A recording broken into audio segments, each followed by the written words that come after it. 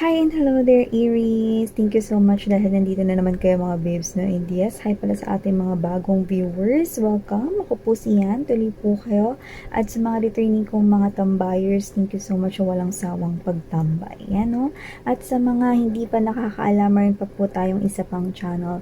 Ang link ay inilagay ko sa description box na reading na ito. So, pag click niyo yung link na yan, ma-redirect na rin po kayo doon sa ating other channel. Kung saan, nag-upload din tayo ng daily, yes, everyday, collective readings. And when we say collective readings, mga mahal, no, ito ay for all signs. Kaya man, kung anumang zodiac sign, pwedeng manood at makinig, basta just take only what resonates. And yes, wala rin po tayo ditong gender, babae, lalaki, LGBT, lahat welcome. Pwede ninyong pagpalit-palitin yung roles if you want because this is general reading. And at the end of the day, everybody, you have your free will na pwede nyong gamitin anytime, anywhere. Ibig sabihin, it's up to you. Okay, so let's go ahead and check these messages right here for me, Aries people. Thank you so much, Archangel Michael, together with the angels and guides.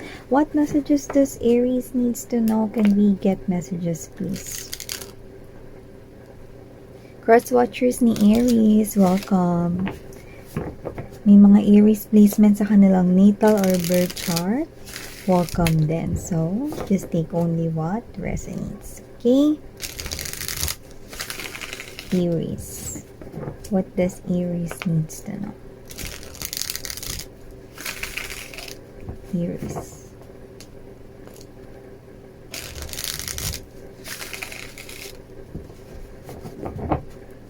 Can you please show me?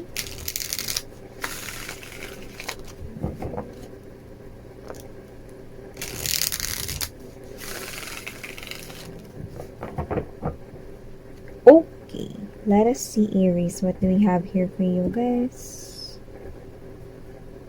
So mga babes, you do have here, wow, the Lover's card energy.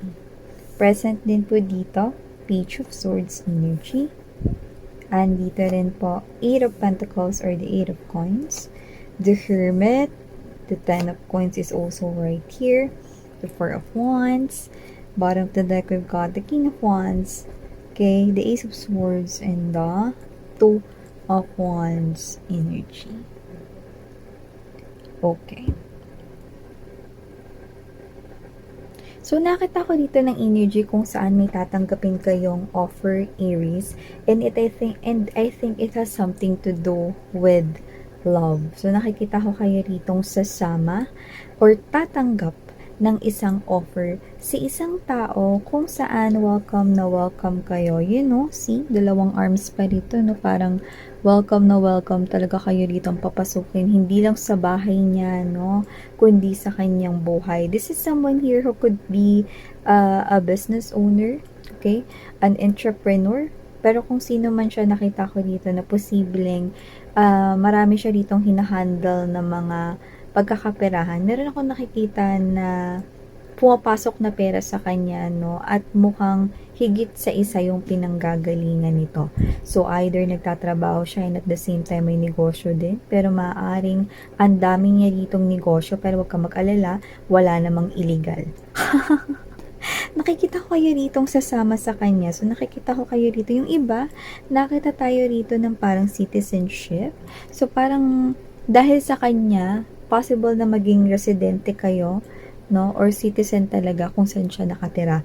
Yes, yung iba sa inyo, you could be dealing here with other foreign na individual, like foreigner siya, no? Doesn't have to be kung anumang country galing, no? Pero nakikita ko na dun ka natitira kasama siya. So, nakikita ko dito na maaring sumasama ka sa taong ito dahil siya yung mapapangasawa mo. O yung iba asawa nyo na to na parang sinasama na kayo doon kasi citizen na siya doon. So, pwedeng siya ay OFW overseas. Yan, no? Pero yung iba, makikilala nyo pa lang siya pero tatanggapin nyo yung kanyang offer. Sasama kayo rito, no? Hagin, nasa right age na rin naman kayo.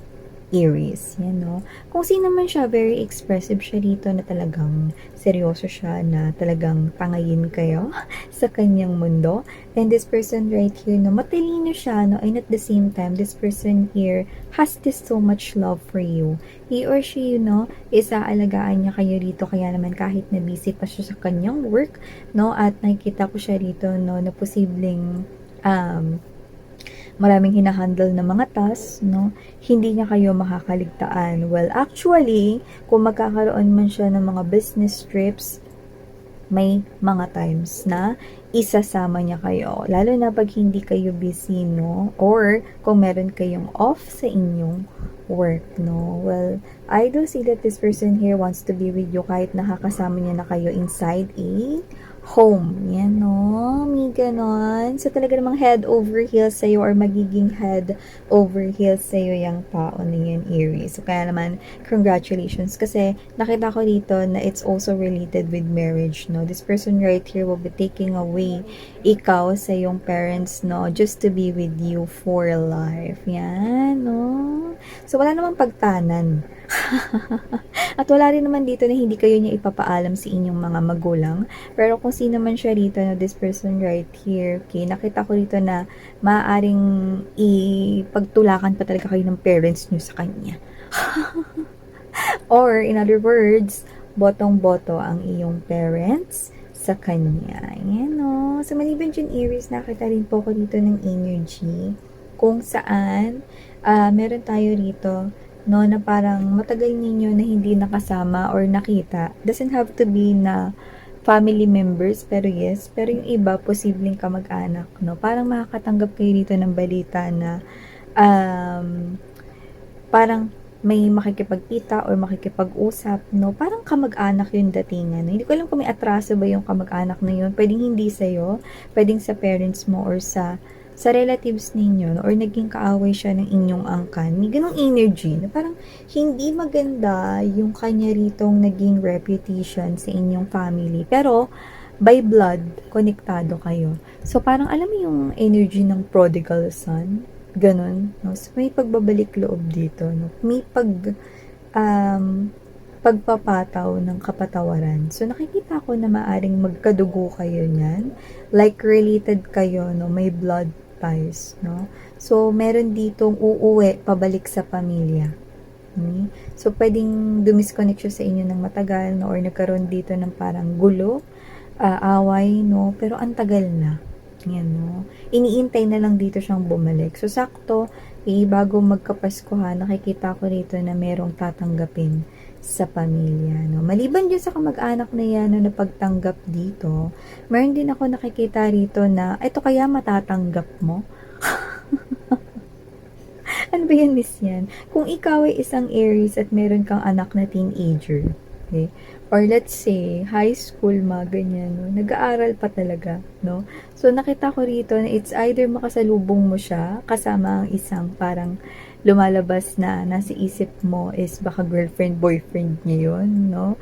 So, nakita ko rito, no, na kayo to na kinakabahan, pero may energy rito na gusto mong tanongin yung anak mo kung sino yung kasama niya. Kasi parang may hint ka rito, no, na posibleng meron siya ritong girlfriend, no, or boyfriend, no. So, nakita ko rito na posibleng nahuli mo silang holding hands, tas kumala silang dalawa. Kasi nakita ka nila, no? So, medyo kanabahan yung anak mo kasi ang laki ng upo na dala mo na baka isampal mo sa kanya. Yan, no? So, wala. Ano lang yun? Example ko lang yun.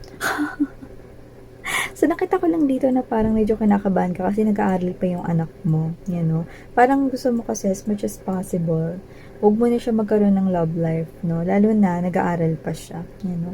Alam mo naman, kids nowadays, mabilis ma-distract, 'di ba? Cellphone nga lang ang hirap na ilayo sa kanila, 'di ba? Yan pa kayang sila ay eto na, no? Nagkakakrush na, no? Yan, no? Syempre natatakot ka na mag-crush din ang kanilang mga grades. And syempre more likely, hindi ko may tatatwa, meron dito mga ayaw, no? Kasi maaring niisip ninyo baka maaga mag-asawa ang inyong mga anak. Yan, no? Hindi yun para sa lahat, no? Ulitin ko lang. Para lang yun sa mga Aries na may teenagers na anak. Yan, no? So, whatever the case may be, just take how this resonates, okay? Maliban dyan, nakita rin ako dito ng energy, no? Na meron dito, lalo na kung meron ka ng boyfriend, girlfriend, meron dito nagtatrabaho, yan, no? Nang masigasig dito, okay? Para sa inyong dalawa, para sa future ninyong dalawa. So, nag-iipon siya dito, no? Para kayong dalawa ay mag-settle down na together.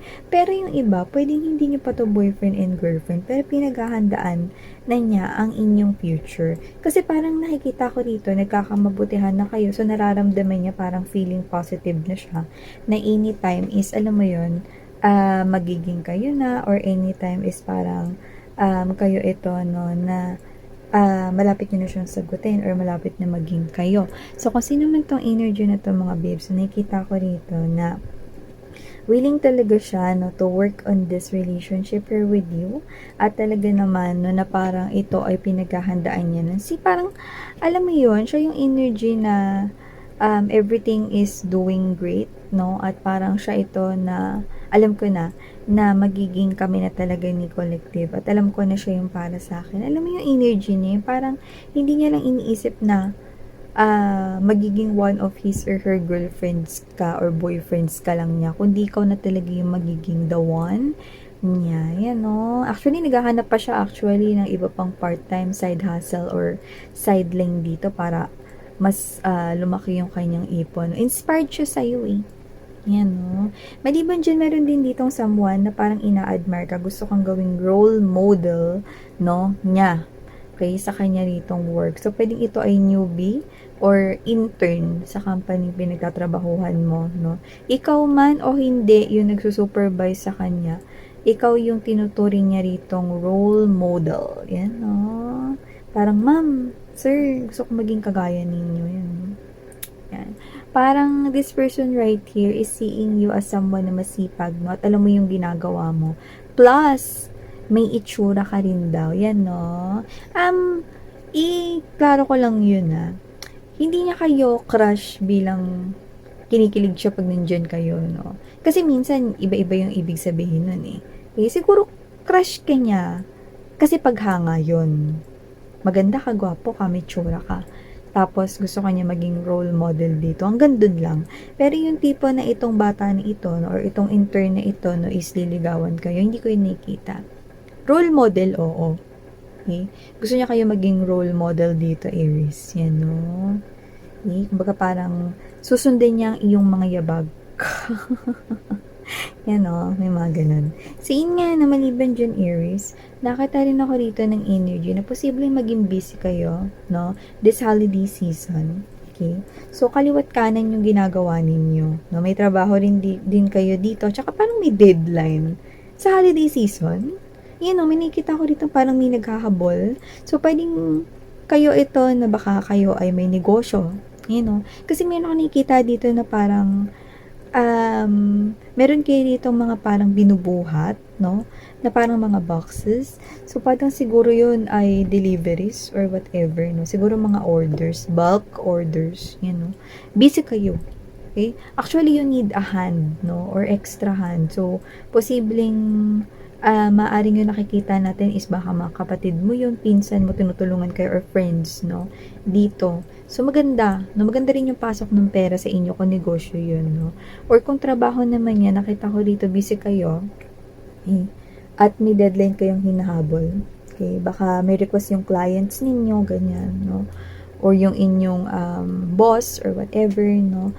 At nakita ko rin dito na posibleng meron din dito, no, na at the same time nagmumultitask, no, pwedeng nag-add to cart na ng mga pangregalo sa mga inaanak, pamangkin, no, or kayo ito, no, na ang dami niyo ginagawa, no, plus iniisip ninyo na naglilista na kayo ng mga recados, no, kasi mukhang kayo rin yung magluluto sa Noche Buena, no, or sa holiday, ganyan, no, busy talaga si Aries, yun nakikita ko dito, okay, pero solid yan, no? Solid ang pagod ninyo, no? Kasi nakikita ko rito na kung ano man itong ginagawa ninyo, you're enjoying this.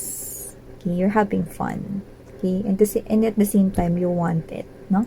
So, maliban dyan, nakita rin tayo ng energy na ito, nakikita ko to, parang next year, meron kayong friend na ikakasal. So, punta kayo dun hindi dahil may pagkain. Oo, dahil andun yung friend nyo, ikakasal siya, support kayo, na and you're happy for him or her, no? Pero, nakita ko dito na meron ka dyang magiging kakonek, no? Yung iba, possible na mapunta yun sa love life. Pero yung iba, possible na maging malaki yung ambag niya sa kaperahan mo. Kasi, pwedeng kaedad mo lang siya, pero meron siyang expertise, may talino siyang tinataglay, may knowledge siya sa gusto mong malaman or interesado kang bagay na related sa negosyo or pagninegosyo. Okay? Or trabaho itself. Yan, no? Sa career mo. May ganun. Okay? Last but not least, message dito nakikita natin, Aries, no? Huwag kayong, huwag kayong mga babes, no, na mag-iiwan ng kahit na anong pointed thing sa ibabaw ng kahit na anong elevated. Okay? Kasi possible na kayo rin yung ma-injured dun. Yung nakita tayo ng ganun. Kunwari, naglagay kayo na yung mga parang small cutters, no, pang-cut ng mga tips, no.